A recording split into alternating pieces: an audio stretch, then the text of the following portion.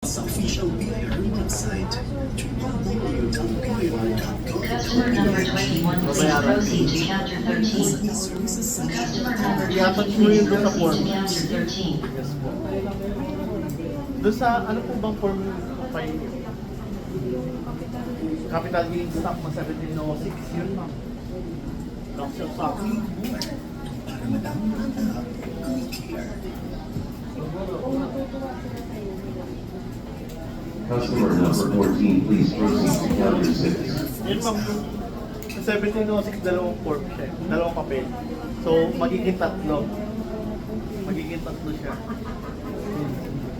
Then, sa word mo,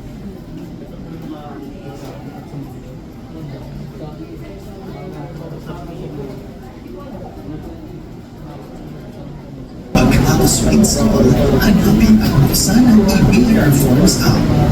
Mag-create ang profile, ilagay ang TIN, audio code, line of business, taxpayer's name, registered address, zip code, telephone or mobile number at active email address. Makakatanggap ng confirmation receipt sa ibinigay na email address. Customer number 81, please proceed to counter 9. Paalala na may mga bagong forms na available. Madalas matatagpuan ito sa phone number. nasa po yung competitive? Pagkatapos pili ng form na kailangan, click fill up. Ako ano yung nakalagay na dito? I-type ulit ang PIN at email address, confirm na tama ito. Meron para makita.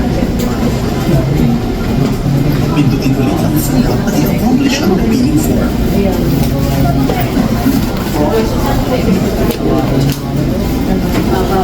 Pagkatapos i-providing ang information na kailangan, pindutin ang validate para makita ang mga lumabas sa na-provide na information. Ano pong ba sabi ni QB mo? Pindutin ang save. Dati siya madaan.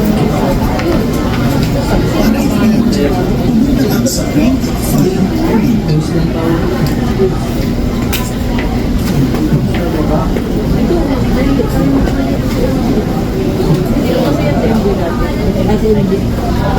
GM. Nililigtad ko ba? Ito ma'am dito.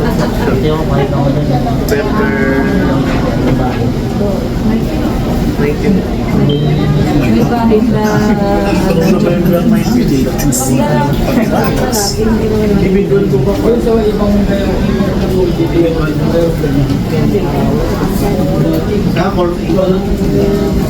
Dito.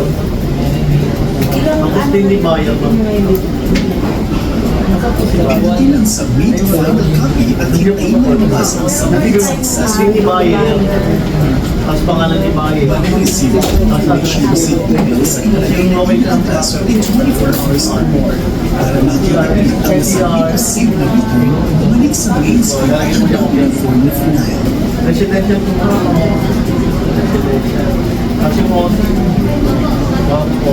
Customer number 82, please proceed to counter 9.